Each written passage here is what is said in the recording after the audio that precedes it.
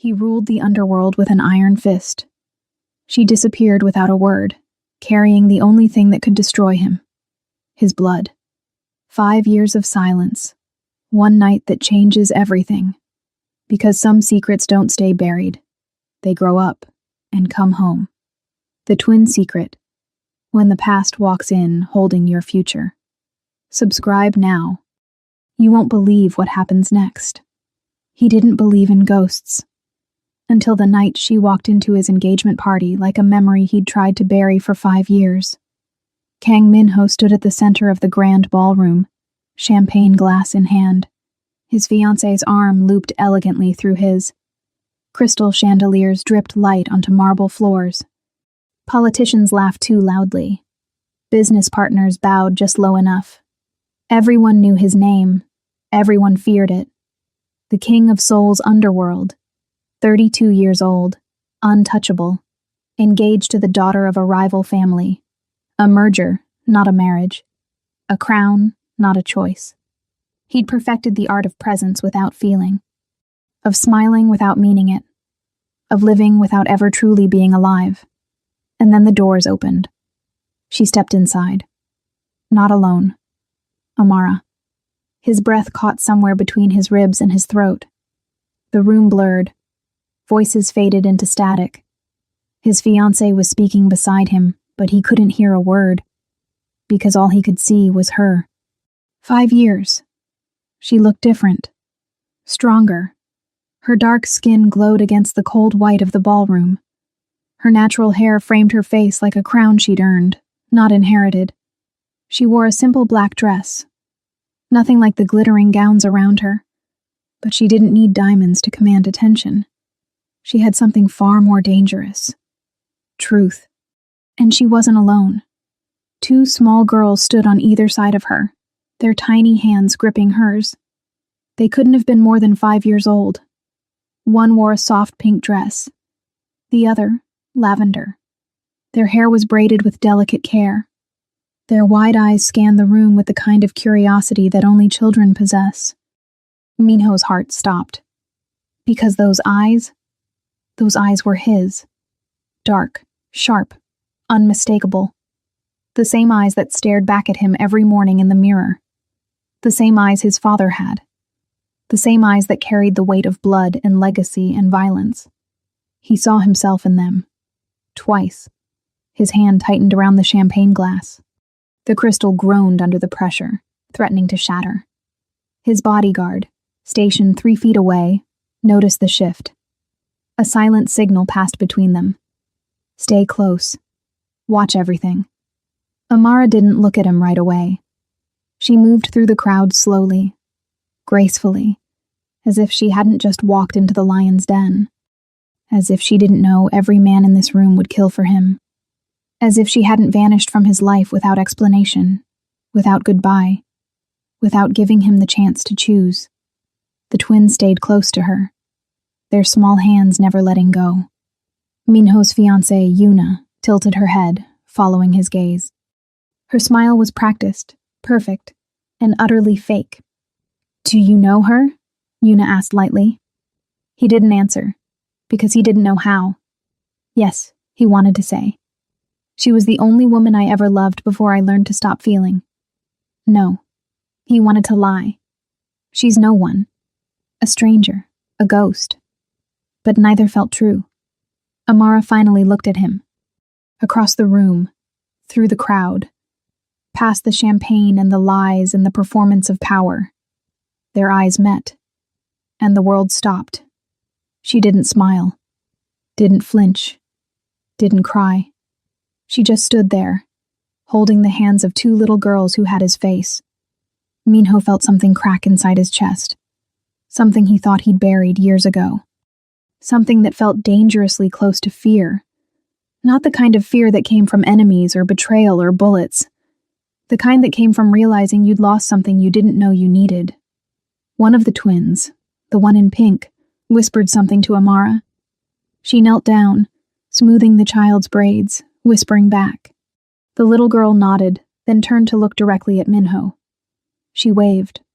A small, innocent wave. Like she didn't know she was waving at the most dangerous man in the city. Like she didn't know he could end lives with a single word. Like she didn't know she was waving at her father. Minho's throat went dry. Yuna's voice cut through the haze. "Minho? Are you listening?" He blinked, turned, forced his face back into the mask he wore so well. "Excuse me," he said quietly. "Where are you?" But he was already moving. Through the crowd, past the fake smiles and expensive suits and champagne toasts. His bodyguards followed at a distance, shadows trained to kill on command. Amara saw him coming. She didn't run. She stood still, her hands resting protectively on the twins' shoulders. Her chin lifted slightly, not defiant, just present, unafraid. He stopped 3 feet away, close enough to see the flecks of gold in her brown eyes, close enough to notice the faint scar on her collarbone, one he remembered tracing with his fingertips years ago, close enough to hear the twins' soft breathing. For a long moment, neither of them spoke. The ballroom buzzed around them, oblivious. Laughter, music, the clinking of glasses, a performance of normalcy in a world built on blood. But here, in this small circle of space, there was only silence, and 2 little girls who didn't know they were standing at the center of an earthquake. Minho's voice came out quieter than he expected. "Amara." She didn't flinch at her name. "Minho." Her voice was steady, calm, like she'd prepared for this moment 1,000 times. His eyes dropped to the twins. They stared up at him with wide, curious eyes. The one in lavender tilted her head, studying him the way children do, without judgment, without fear, just wondering. "Who are you?" she asked softly. The question hit him harder than any bullet ever had. Amara's jaw tightened. She gently squeezed the girl's shoulder. "This is someone Mommy used to know," she said carefully. Used to know. Past tense. Like he was history. A chapter she'd closed. Minho's gaze lifted back to Amara. His voice dropped lower, edged with something dangerous. "We need to talk." "I know. Now. Not here." "Then where?" She glanced at the twins, then back at him.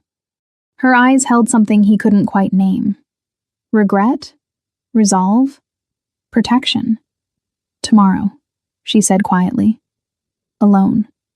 You disappeared for 5 years," he said, his voice barely controlled. "You don't get to set the terms. I do when they're involved." She looked down at the girls, her expression softening. "They don't know who you are, Minho. And I need to keep it that way until I'm sure." "Sure of what?" She met his eyes again. "That you won't destroy them the way this world destroyed you." The words landed like a blade between his ribs. He wanted to argue, to demand answers, to tear apart the 5 years of silence and find out why she left, why she never told him, why she thought she had the right to keep his children from him. But he couldn't, because deep down, he knew she was right. This world had destroyed him, and he didn't know if he had anything left inside worth giving to them. Amara took a small card from her purse and pressed it into his hand. Her fingers brushed his palm for just a second, a touch that felt like memory and warning all at once. "Tomorrow, 3 p.m. Come alone." Then she turned, gently guiding the twins toward the exit. Minho stood frozen, the card burning in his hand, watching the only thing that had ever mattered to him walk away. Again. Behind him, Yuna's heels clicked closer. "Who was that?" she asked, her tone sharper now. Minho didn't answer. He just stared at the door where Amara and the twins had disappeared. And for the first time in 5 years, the king of the underworld felt powerless. Minho didn't sleep. He stood at the floor-to-ceiling windows of his penthouse. The city sprawled below him like a kingdom he'd bled to build. Neon lights flickered. Traffic hummed. Somewhere out there, people lived normal lives, went to work, kissed their children goodnight, believed in things like safety and tomorrow. He'd stopped believing in tomorrow a long time ago. But tonight, He couldn't stop thinking about it. Because tomorrow, he would see her again. And them, his daughters. The word felt foreign in his mind. Dangerous. Like a weapon he didn't know how to hold. He'd killed men. Buried secrets. Built an empire on fear and silence. But fatherhood? That was a war he'd never trained for. His phone buzzed on the glass table behind him. He ignored it. Yuna had called 17 times since the party. His second-in-command had sent 14 messages. The family wanted answers. His fiancée wanted explanations. He had none to give. Because how could he explain that his entire world had shifted the moment 2 little girls waved at him? The card Amara had given him sat on the table, its edges sharp and white against the dark surface. Café Noir. 3 p.m. Come alone. He picked it up, running his thumb over the embossed letters. She'd always loved that place. A small, quiet cafe tucked between bookstores and art galleries. The kind of place where people talked about dreams instead of deals, where the world felt softer. It was the last place anyone would look for him. Smart. She'd always been smart. Smarter than him in all the ways that mattered. He'd loved her for that once. For the way she saw through his armor. For the way she made him feel human when the rest of the world saw him as a monster. And then she was gone. No note. No explanation. Just gone. He'd searched for her. Burned through every contact, every favor, every thread of power he had. But Amara had vanished like smoke. Like she'd never existed at all. He'd told himself he didn't care. That she was weak for leaving. That he was better off alone. But he'd kept her photo. Hidden in a drawer he never opened. A reminder that once, just once, someone had looked at him and seen something worth saving. Now she was back. With 2 pieces of him he didn't know existed. His chest tightened. He thought of the way the twin in pink had waved. Innocent. Trusting. Unaware that the man she was waving at had blood on his hands that would never wash clean. They don't know who you are. Amara's words echoed in his mind. And for the first time in years, Minho wasn't sure if that was mercy or cruelty. The next day, he left his guards behind. It was reckless. Stupid, even. A man like him didn't move through the city unprotected. Enemies lingered in every shadow. Rivals waited for moments of weakness. But he couldn't bring his world into hers. Not yet. He arrived at Café Noir 10 minutes early. Dressed in black jeans and a simple coat. No tailored suits. No visible power. Just a man trying to blend into a life he'd never lived. The cafe was warm. Soft jazz played from invisible speakers. The scent of coffee and cinnamon hung in the air. A few customers sat scattered at tables, lost in books or quiet conversations. It felt like another planet. Amara was already there, already. She sat in the back corner, her hands wrapped around a ceramic mug. She wore a cream sweater and jeans. Her hair was pulled back in a low bun. She looked peaceful, like she belonged here, like she'd built a life far away from his chaos. She saw him, didn't wave, just waited. Minho walked over slowly, his heartbeat louder than the music. He sat down across from her. For a long moment, neither of them spoke.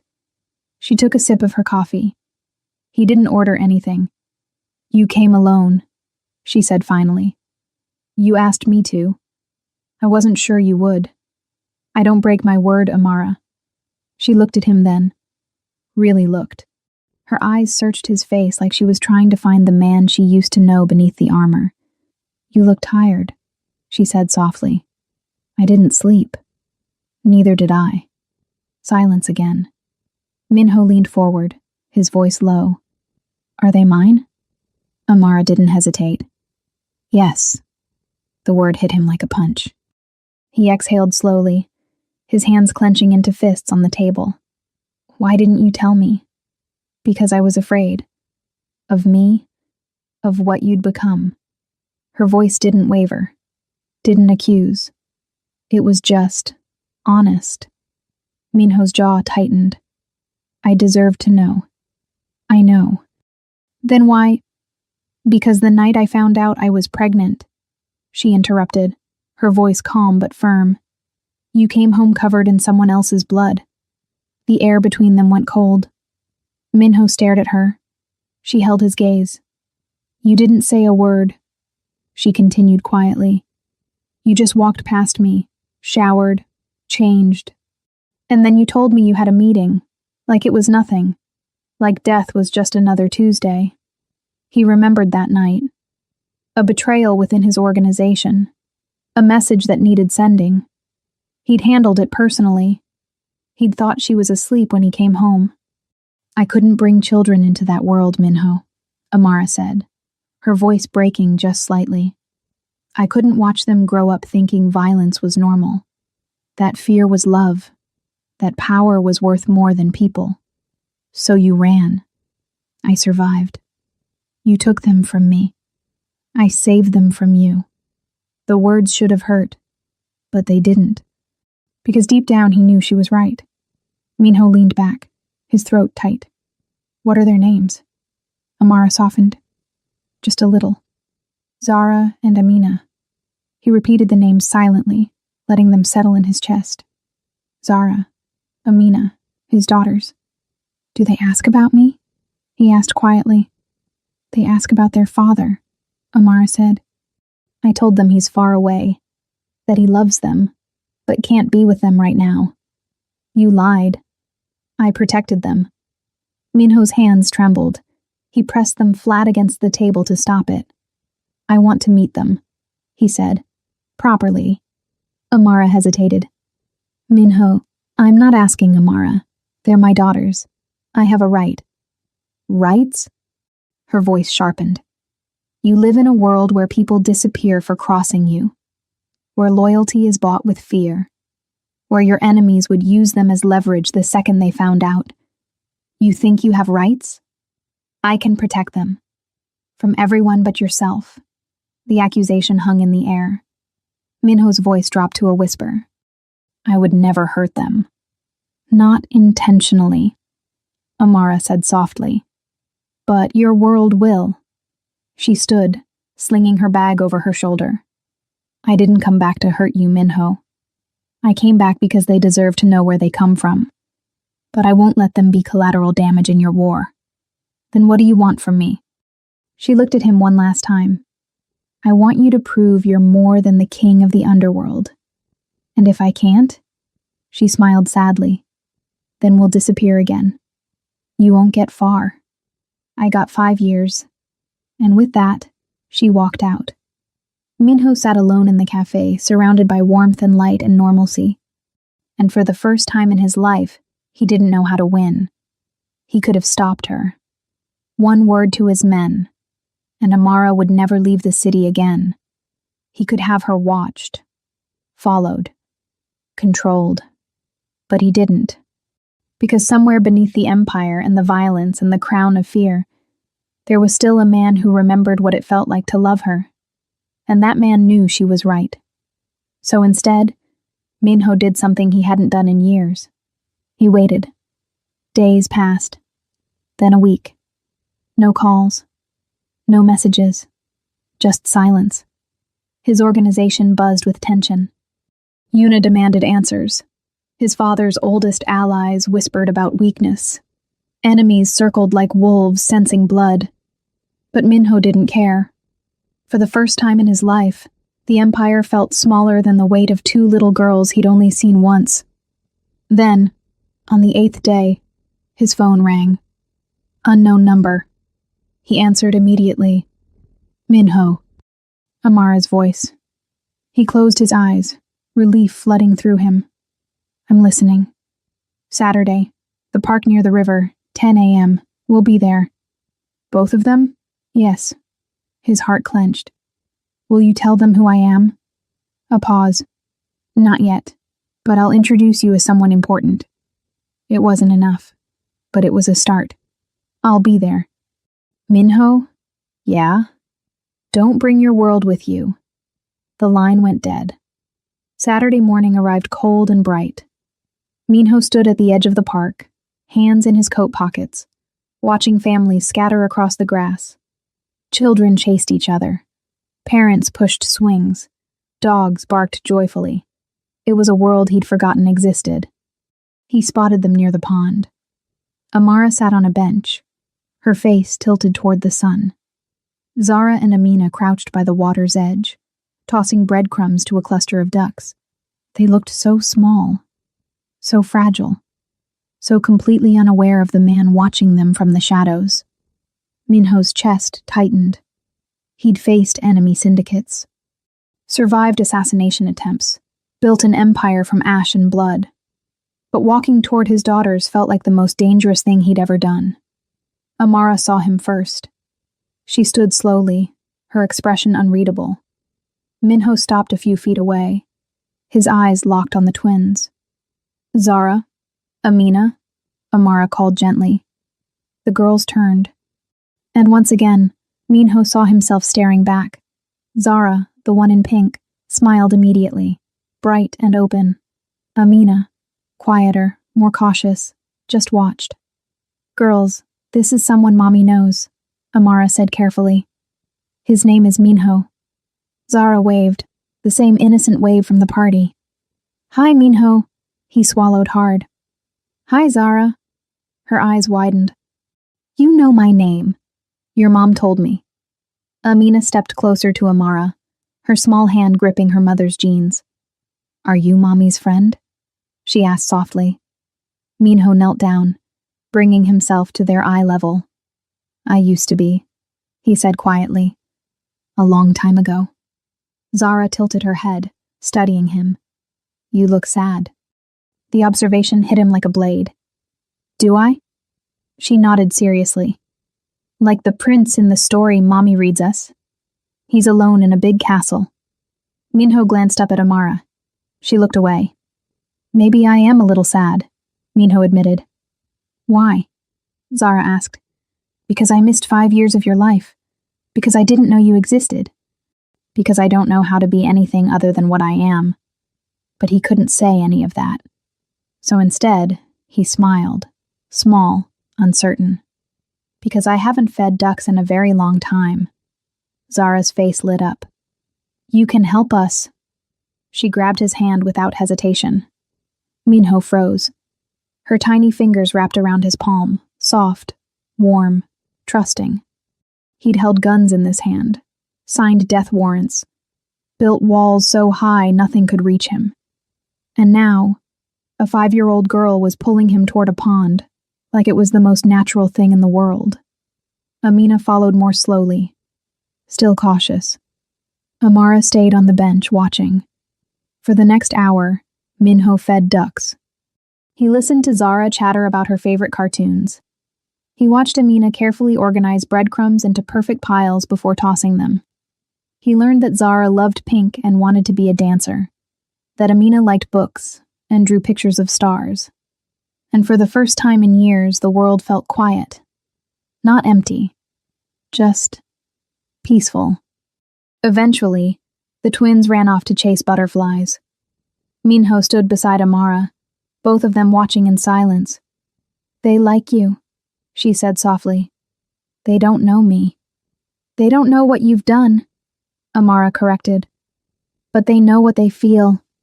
Kids are good at that. Minho's voice dropped. I don't know how to do this, Amara. Do what? Be this. She looked at him. A father? He nodded. Amara sighed. You think I knew how to be a mother? I was terrified. Still am most days. But you're good at it. Because I chose them over everything else, she said quietly. Over fear, over pride, over you. The last 2 words stung. But they were true. I can't just walk away from my world, Minho said.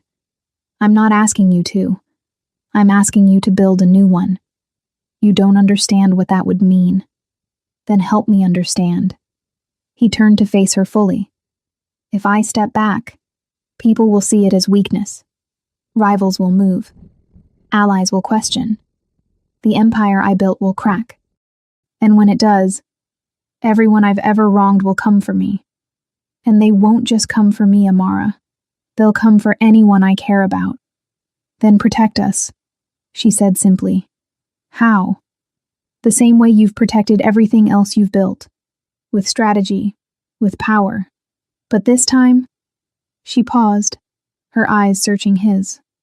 Do it for the right reasons. Before he could answer, Zara came running back, breathless and laughing. Minho, look! She held up a tiny yellow flower she'd picked. It's for you, she said, beaming. Minho took it carefully, like it was made of glass.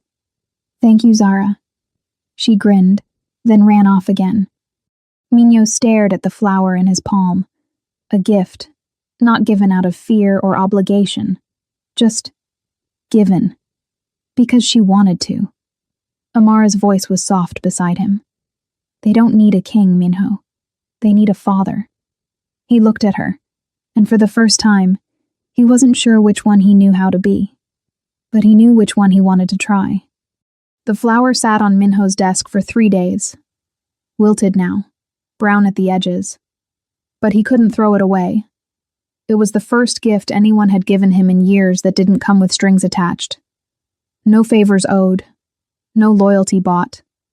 Just a yellow flower from a little girl who didn't know he was a monster. He stared at it now, surrounded by reports of territory disputes and intercepted communications. His empire demanded attention. Decisions needed making. Blood needed spilling. But all he could think about was the way Zara had smiled when she handed it to him. His phone buzzed. Amara's name lit up the screen. His heart jumped before he could stop it. He answered immediately. Is everything okay? We're fine, she said quickly. The girls keep asking about you. Something warm spread through his chest. What do they say? Zara wants to know when the sad prince is coming back to feed ducks. Amina drew you a picture. Minho closed his eyes.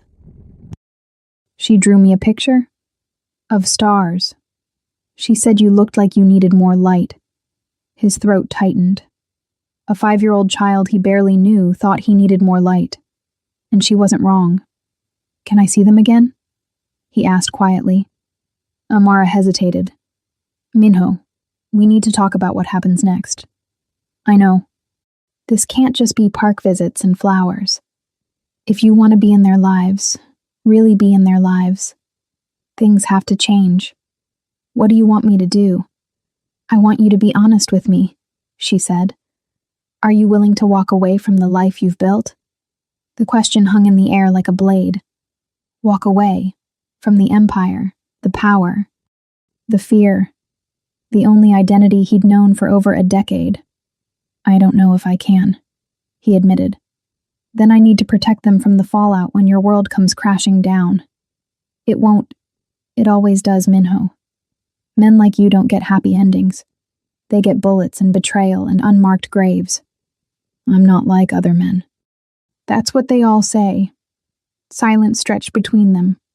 Finally, Amara sighed. There's a recital next Friday, Zara's dance class. She's been practicing for weeks. Minho sat up straighter. You want me to come? She asked if you would. His chest tightened. She asked for me? She said the sad prince should see her dance. That it might make him happy. Minho pressed his palm against his eyes, overwhelmed by an emotion he couldn't name. I'll be there, he said hoarsely. No guards, Minho. No phones. No business. Just you. I promise. And Minho? Yeah? Don't make promises you can't keep. Not to them. The line went dead. The week crawled by. Minho attended meetings he didn't care about. Signed orders he barely read. His second-in-command noticed the shift. His enemies sensed distraction. And Yuna finally cornered him in his office. Who is she? She demanded. Minho didn't look up from his desk. Who? The woman from the party. The one with the children. No one. Don't lie to me. He finally met her eyes. Cold. Flat. We're not married yet, Yuna. My past isn't your business. Your past is walking around with 2 little girls who look exactly like you, she snapped. That makes it my business. That makes it the family's business. Minho stood slowly. The temperature in the room dropped. Careful, he said quietly. Yuna didn't flinch. Your father won't tolerate this kind of scandal. Not when the merger depends on... I don't care about the merger. She blinked. What? You heard me. Minho, this alliance is worth billions. It secures the family's future. You can't just... I can do whatever I want, he interrupted, his voice deadly calm. I built this empire. Not my father, not the family, me. And if I decide to burn it all down, no one can stop me. Yuna stared at him like she was seeing a stranger. You've changed, she whispered. No, Minho said quietly. I'm just remembering who I was before I became this. He walked past her without another word. Friday arrived. Minho stood outside the small community theater, dressed in a simple black sweater and jeans. No guards, no weapons. Just a man trying to be normal. Inside, parents filled folding chairs. Children peeked from behind curtains, giggling nervously. The air smelled like hairspray and excitement. He spotted Amara in the third row. She saw him, nodded toward the empty seat beside her. Minho sat down, his heart pounding harder than it ever had in a firefight. She's sixth, Amara whispered. Pink tutu. Where's Amina? Backstage. She wanted to help Zara get ready. The lights dimmed. Music started. One by one, little girls pirouetted onto the stage in clouds of tulle and innocence. And then Zara appeared. Pink tutu, hair in careful braids, face glowing with concentration. She looked so small under the lights, so fragile, so completely, heartbreakingly beautiful. Minho's breath caught. She danced. Not perfectly. She stumbled once. Her arms weren't quite synchronized. But she beamed the entire time, lost in the music and the moment and the pure joy of being 5 years old, with dreams bigger than the world. And when she finished, she scanned the audience, looking for him.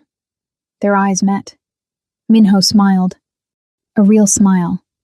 Not the practiced mask he wore for business.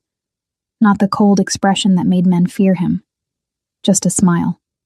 Zara's face lit up like he'd given her the world. She waved. He waved back. And something inside him, something he thought had died years ago, came back to life. Amara's hand found his in the darkness. She squeezed once. A silent acknowledgement of something they both felt but couldn't say. After the recital, Zara ran straight to him, still in her tutu, breathless and glowing. Did you see me? Did you? Minho knelt down. I saw everything. You were amazing. I didn't fall. You were perfect. She threw her arms around his neck. The hug lasted 3 seconds. But Minho felt it in every cell of his body. Amina appeared beside them, shyer, holding a folded piece of paper. I made this for you, she said softly. Minho took it carefully. A drawing. Stars scattered across a dark sky. And in the center, a single figure. Him. Surrounded by light. So you're not alone anymore, Amina whispered. Minho couldn't speak. He just pulled both girls close, his arms around them, his face buried in their hair. And for the first time in his life, he understood what people meant when they said something was worth dying for. Because these 2 small hearts beating against his chest, this was worth anything. Amara watched from a few feet away, tears streaming silently down her face. Later, after the girls fell asleep in the car, Amara and Minho stood in the parking lot under flickering streetlights. Thank you for coming, she said. Thank you for letting me. They love you already. You know that, right? Minho's voice cracked. I don't deserve it. Maybe not, Amara said gently. But they're giving it to you anyway. That's what love is. It's not about deserving. It's about choosing. Then I choose them. What about your world? I'll figure it out. Minho. I'll figure it out, he repeated, stronger this time. Because losing them, That's not an option. Amara searched his face. Then, slowly, she stepped closer. Close enough that he could smell her perfume. Close enough to remember every moment they'd ever shared. "Don't break their hearts," she whispered. "I won't. Don't break mine again either." His hand lifted, cupping her face gently. "I'm sorry," he said, "for everything I put you through. For becoming someone you had to run from. Are you still that person?" "I don't know," he admitted, "but I want to be better. For them. For you." Amara closed her eyes, leaning into his touch. "Then prove it." And for the first time in 5 years, Minho kissed her. Soft, gentle, full of apology and hope, and the fragile possibility of a future neither of them thought they could have. When they pulled apart, Amara was crying. "This is dangerous, Minho. I know.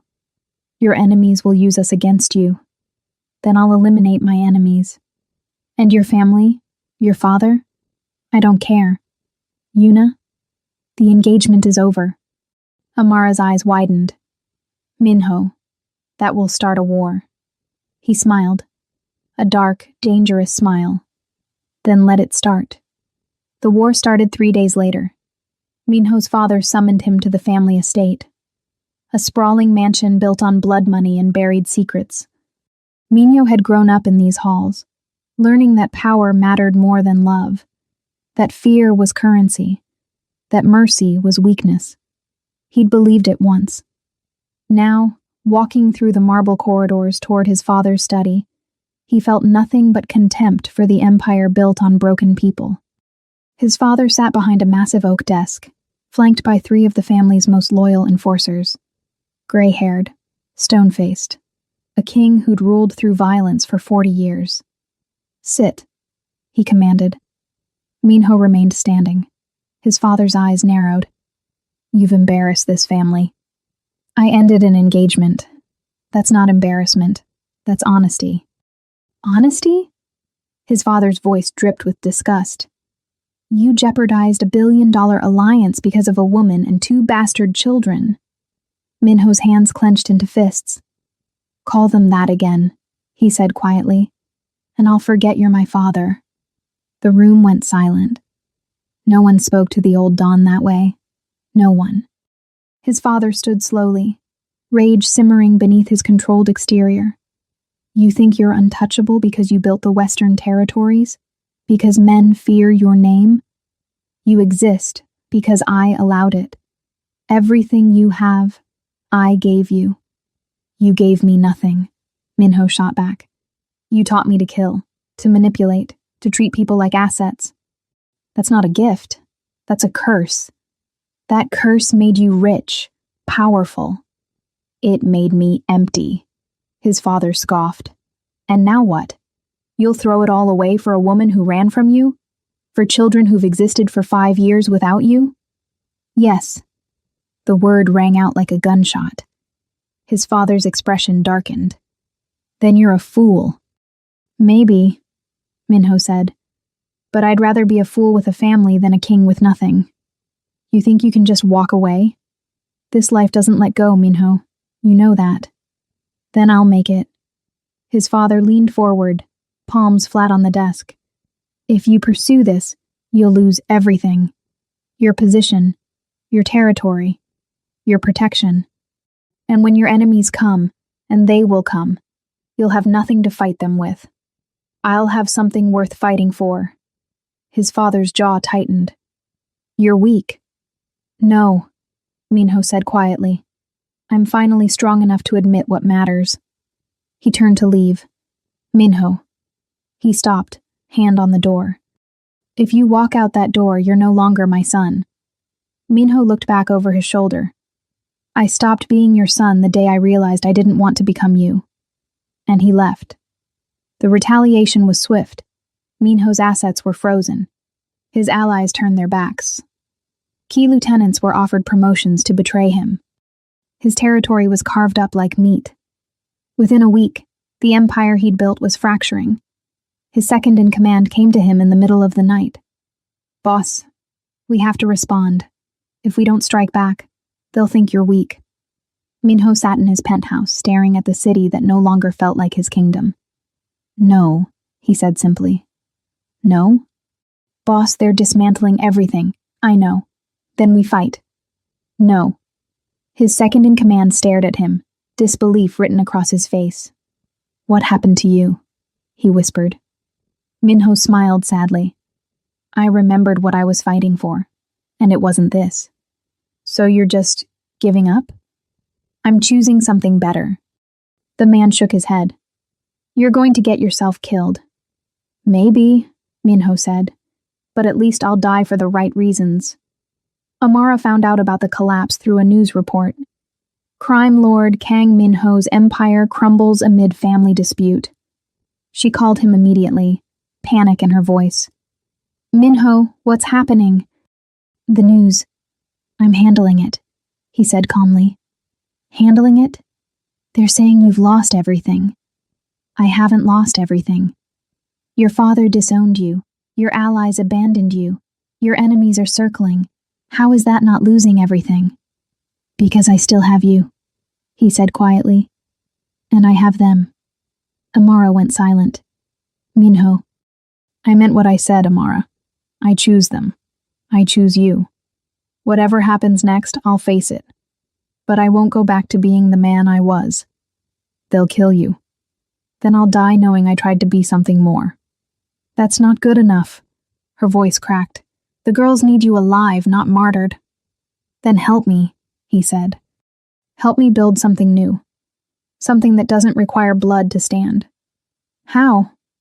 I don't know yet, he admitted. But I can't do it alone.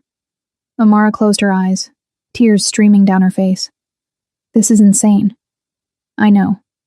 We could all die. I know. But you're doing it anyway. I'm doing it anyway. She laughed through her tears. A broken, disbelieving sound. You're either the bravest man I've ever known or the most reckless. Probably both. A pause. Then softly. The girls asked about you today. What did they say? Zara wanted to know if the sad prince found his happy ending yet. Minho's throat tightened. What did you tell her? I said he's working on it. Am I? Amara's voice was barely a whisper. I think you might be. That night, Minho made a decision. He called a meeting with his remaining loyalists, 5 men, the only ones who hadn't sold him out when his father turned against him. I'm leaving the organization, he told them. Shock rippled through the room. Boss, you can't. I can. And I am. He looked at each of them. I'm offering you a choice. Come with me and help me build something legitimate, or stay and serve my father. I won't hold it against you either way. One by one, they chose. 3 stayed, 2 left. It was enough. What do we do now? One of them asked. Minho pulled out a folder. Plans he'd been drafting for weeks. Legitimate businesses. Security consulting. Private protection for people who actually needed it. We go clean, he said. We take everything we know about this world and use it to protect people from it. That's actually brilliant. It's also dangerous, Minho warned. My father won't forgive this. Our old enemies will see us as weak. We'll be targets for a long time. So nothing changes except we get to sleep at night. Minho smiled. Exactly. They got to work. 2 weeks later, Amara brought the girls to his new office. Not a penthouse, not a fortress. Just a small, clean space in a building downtown. Legitimate, legal, safe. Zara ran in first, eyes wide with curiosity. Is this where you work now? It is. It's smaller than the castle. Minho knelt down. Castles are cold, Zara. I wanted somewhere warm. She considered this seriously. That's smart. Amina walked in slower, holding Amara's hand. But when she saw Minho, she let go and walked to him, holding out another drawing. This one showed 3 figures holding hands under a bright sun. That's you, me, and Zara, she explained. And Mommy's taking the picture. Minho's eyes burned. It's perfect. he whispered. Amara watched from the doorway, her heart full and breaking at the same time. So, she said softly, what happens now? Minho stood, looking at the three of them. His family. Not the one he was born into. The one he chose. Now, he said, we build something better. And for the first time in his life, Minho believed in tomorrow. 3 months later, Minho's new life had a rhythm. Wake up at dawn. Coffee. Review security contracts. Lunch with Amara and the girls twice a week. Evening walks in the park where he first held Zara's hand. It was quiet, normal, and terrifying in its simplicity. Because every day he waited for the other shoe to drop. For his father's retaliation. For old enemies to find him vulnerable. For the world he'd left behind to drag him back down. But the days turned into weeks. And the weeks turned into something that almost felt like peace. Almost. He was in his office when the call came. Unknown number. He almost didn't answer. But instinct, the kind forged in a life where one missed call could mean death, made him pick up. Minho. The voice on the other end was cold, familiar. His father. You've been quiet, the old man said. I've been busy. Building your little redemption project. Something like that. A pause. Then, you think you can outrun what you are? I'm not running, Minho said calmly. I'm choosing a different path. There is no different path. This life, our life, it's in your blood. You can pretend to be something else, but eventually you'll remember who you really are. I already know who I am. Do you? His father's voice turned sharp. Because the man I raised would never abandon his empire for sentimentality. Then you don't know me at all. Silence stretched between them. Then his father spoke again, quieter this time. She's making you weak. She's making me human. Same thing. Minho's jaw tightened. Why are you calling? To give you one last chance. Come back. Marry Yuna. Reclaim your position. And I'll forget this embarrassment ever happened. No. Think about what you're giving up. I'm not giving up anything, Minho interrupted. I'm gaining everything that actually matters. You're going to regret this. Maybe, Minho said, but at least it'll be my choice. He hung up. His hands were shaking, not from fear, from the realization that for the first time in his life, he'd stood up to the man who'd shaped him into a weapon, and survived. That evening he picked up Zara and Amina from school. It had become his favorite part of the day. Watching them run toward him, backpacks bouncing, faces glowing with the uncomplicated joy only children possess. Minho! Minho! Zara crashed into him, wrapping her arms around his waist. Guess what? What? I got a gold star in reading. That's amazing. Amina appeared beside them, quieter as always, but smiling. I got one too, she said shyly. Minho crouched down, pulling them both close. I'm so proud of you. Zara pulled back, studying his face with that uncanny perception children sometimes have. You look sad again, she said. I'm not sad. Then why do you look like the prince before he finds the princess? Minho glanced over their heads. Amara stood a few feet away, watching him with an expression he couldn't quite read. Maybe, he said softly. The prince is still figuring out if he deserves the princess. That's silly, Zara declared. Of course he does. How do you know? Because the princess wouldn't love him if he didn't. Out of the mouths of children. Minho stood, taking each girl's hand. Come on, let's get ice cream. Mommy said we have to eat dinner first. Mommy's not here right now. Yes, I am, Amara said, stepping closer with a raised eyebrow. Minho grinned. Then Mommy can have ice cream too. She tried to look stern. Failed. You're a terrible influence. I know. But she took his free hand anyway. And together, the four of them, they walked down the street like any normal family. No guards, no fear, no empire. Just people choosing each other. Later that night, after the girls were asleep, Minho and Amara sat on her apartment balcony. The city hummed below them. Distant sirens, car horns, the chaotic symphony of life moving forward. My father called today, Minho said quietly. Amara tensed. What did he want? Me back. And? I said no. She looked at him, searching his face. Do you regret it? Not even a little. What about when things get hard? When money gets tight? When you miss the power?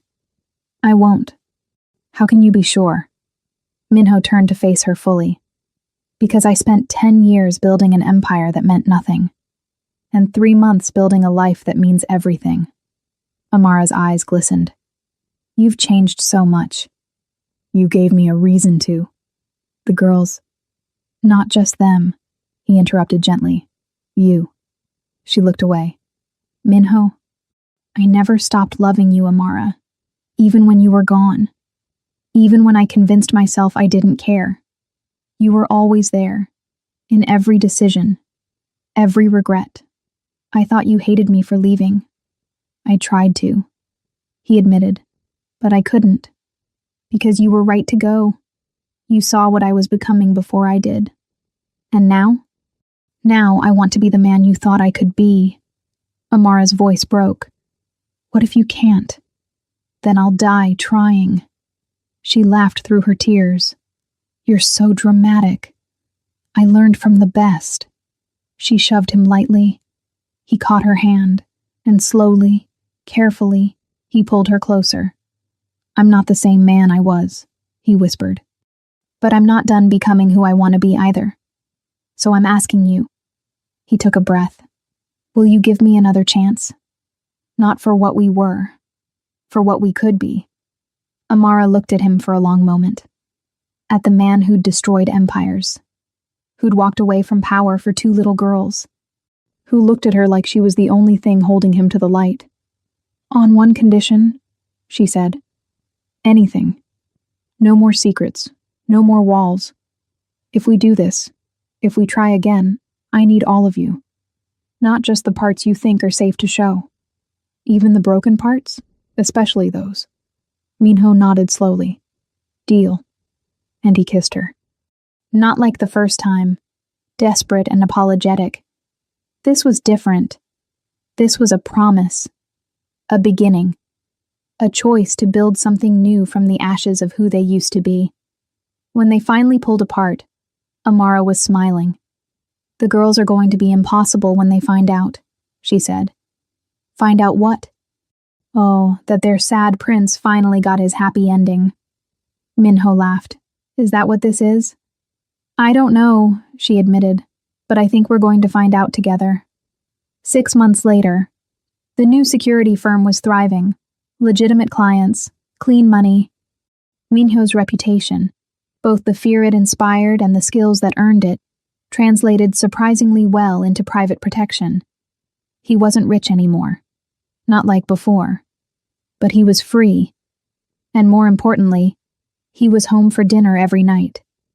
Zara had started calling him Daddy 3 months ago. Amina took longer. Cautious. Careful. Always watching before she leaped. But last week, she'd crawled into his lap while he was reading reports and fallen asleep there. And when he tried to move her to bed, she'd tightened her little arms around his neck and whispered, Don't go, Daddy. He'd cried. Right there in the living room, holding his daughter, letting 5 years of grief and guilt and missed moments wash over him. Amara had found him like that. She didn't say anything, just sat beside him and held his hand. Now, standing in the small house they'd moved into together, nothing like the penthouse, but full of warmth and laughter and life, Minho watched his daughters chase each other through the backyard. Amara stepped up beside him, slipping her hand into his. Do you miss it? She asked. The power, the empire. Minho thought about it. Really thought about it. Then he looked at Zara, showing Amina how to do a cartwheel. At the sound of their laughter. At the way the evening sun caught in Amara's hair. at this small, imperfect, beautiful life they'd built. "No," he said simply. "I don't miss it at all." Amara smiled. "Good answer. It's the truth. I know." She leaned her head against his shoulder, and together they stood there, watching their daughters play. No guards, no fear, no empire, just family, the only kingdom that mattered. But peace never lasts forever, because 3,000 miles away, in a dark office overlooking a different city, a man picked up a phone. "I found him," he said. A pause. "And the family?" "Wife, 2 daughters." "Perfect." The line went dead. And in the shadows, old debts began to call, because Minho had walked away from his empire, but his empire hadn't forgotten him. End of episode 1. Did you feel that ending? Because Minho thought he was safe. He thought choosing love would be enough. But what happens when the ghosts of his past come for the only thing he can't afford to lose? Part 2 is loaded with twists that will break you. Comment Part 2 below so you don't miss what happens next. And if you're not subscribed yet, fix that now. Because when his enemies discover his daughters exist, everything he sacrificed will be tested. Subscribe, comment Part 2, and buckle up. This story is just getting started.